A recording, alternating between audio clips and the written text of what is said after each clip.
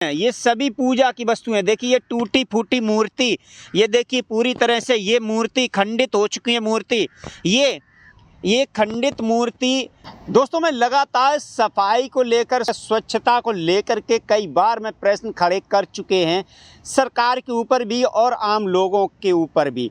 आप हमारे पीछे ये जो देख रहे हो यहाँ पर, ये जितनी भी गंदगी पड़ी हुई है, ये सारी की सारी ये गंदगी नहीं है, ये पूजा का सामान है, पूजा की सामग्री है। आमतौर पर हम जो सनातनी लोग घर में पूजा करते हैं, मंदिरों में पूजा करते हैं, पूजा में इस्तेमाल होने वाली चीज़ों को हम अक्सर कर पीपल के पेड़ के नीचे, बरगद के पेड़ के नीचे, मंदिर के नीचे या नदी में प्रवाहित करने के लिए, हम अपनी पूजा सामग्री को प्रवाहित करने के लिए इन जगहों का इस्तेमाल करते हैं। लेकिन क्या आप जानते हैं कि आपकी वो नदियों में प्रवाहित की हुई पूजा की सामग्री का होता क्या है? यहाँ पर ये जो गंदगी पड़ी हुई है, हालांकि मैं गंदगी कह रहा हूँ, सुनने में थोड़ा अजीब लग रहा होगा, लेकिन देखिए ये सभी पूजा की वस्तुएं हैं, ये सभी पूजा की वस्तुएं। देखिए ये टूटी फूटी मूर्ति, ये देखिए पूरी तरह से ये मूर्ति खंडित हो चुकी है। मूर्ति ये खंडित मूर्ति हम पूजा करते हैं, सभी जितने भी सनातन धर्म को मानते हैं वो पूजा अर्चना करते हैं। ये देखिए गणेश जी की मूर्ति है जो मिट्टी की बनी हुई है, सीमेंट मिट्टी की है, सेल खड़ी वाली।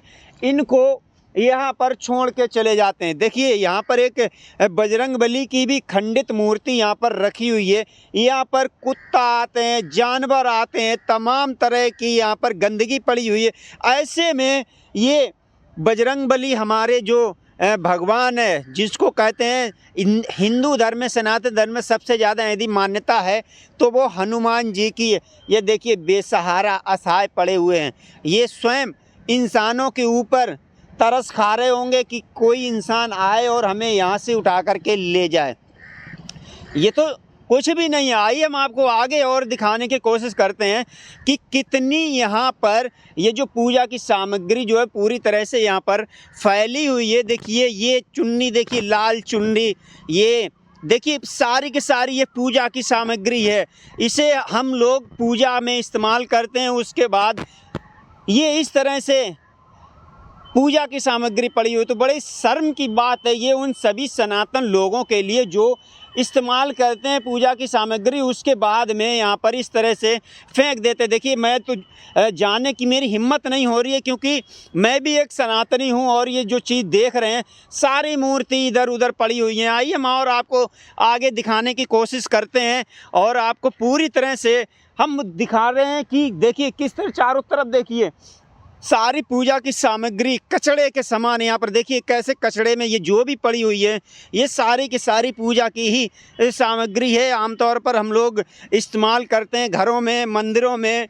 एक प्रश्न है मेरा आम जनता से, एक बहुत बड़ा प्रश्न है, जो देखिए हम खर्चा करते हैं अपना पैसा ईश्वर की शरण में जाने के लिए, ईश्वर को प्रसन्न करने के लिए, अपनी मनोकामनाएं पूर्ण करने के लिए हम आमतौर पर खर्चा करते हैं। पैसों का इस्तेमाल जो लगाते हैं,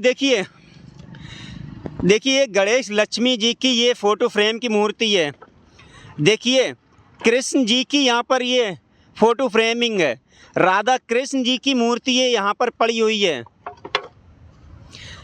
देख सकते हो आप साफ तौर पर। ये देखिए कन्हैया जी की, ये देखिए शंकर पार्वती जी का अभी इस महाशिवरात्रि निकल के गई है। महाशिवरात्रि में हम सभी लोगों ने शिव जी की पूजा अर्चना की, शिव पार्वती के विवाह की पूजा अर्चना की, उसका उत्सव मनाया। ये आप देख सकते हो ये पूरी खंडित मूर्तियां ये सारी की सारी यहाँ पर पड़ी हुई हैं और देख सकते हो किस तरह से ये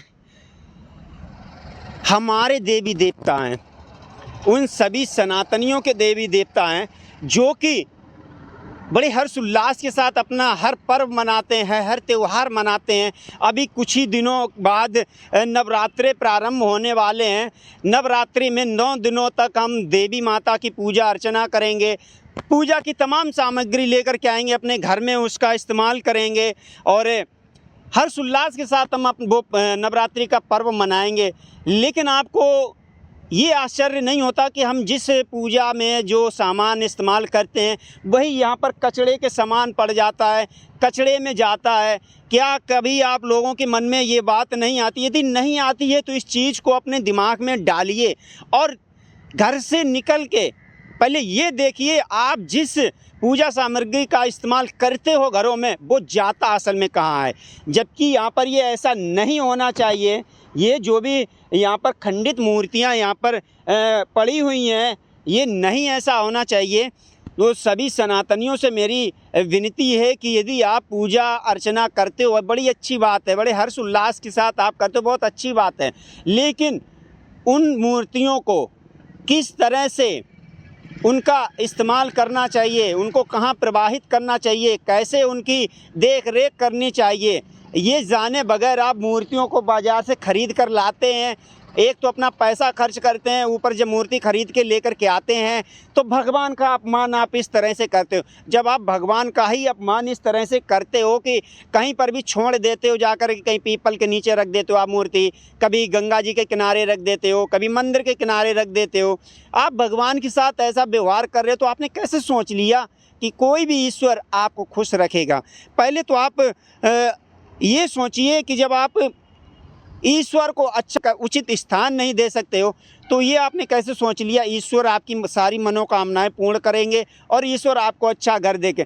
तो आप इस कचड़े को, मैं कचड़ा कहता हूँ, बड़ा अजीब लग रहा है, लेकिन इन खंडित मूर्तियों को आप देख लीजिए कि कैसे यहाँ पर पड़ी हुई हैं और ये आपकी ही हैं, आप ही पूजा करके लेकर के आते हो। देखिए चारों तरफ से देखिए, ये जितने भी हैं या पूरी तरह से मैं आपको दिखाने की कोशिश कर रहा हूँ, ये यहाँ पर इस तरह से पड़ी हुई हैं और इनका मतलब दुरुपयोग होता है, इनका एक तरीके से अपमान होता है। तो कम से कम अपने बारे में नहीं तो ईश्वर के बारे में तो सोचिए कि किस तरह से आप मूर्ति लेकर के आते हो और उसके बाद ये यहाँ पर इधर उधर फेंक के चले जाते हो।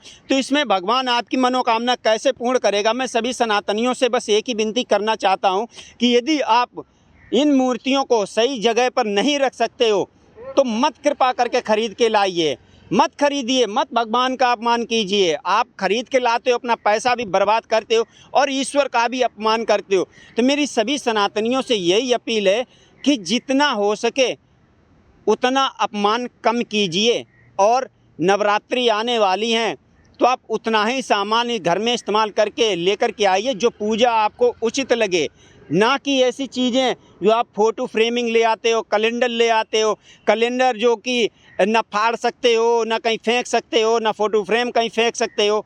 तो आप लोग भी समझदार बनिए और देश को स्वच्छ बनाने के लिए आपकी भी ये एक जिम्मेदारी है कि ना तो आप ऐसी सामग्री खरीदें जिसको आपको फेंकना पड़े और लेकर आइए वह सामग्री जिसको आप सही तरीके से उसका प्रयोग करने के बाद उसको सही तरीके से आप उनका जो विसर्जन वगैरह वो कर सकें। मेरी आप सभी लोगों से यही अपील है और यही मैं आपसे चाहता हूं कि कम से कम भगवान का तो अपमान मत कीजिए।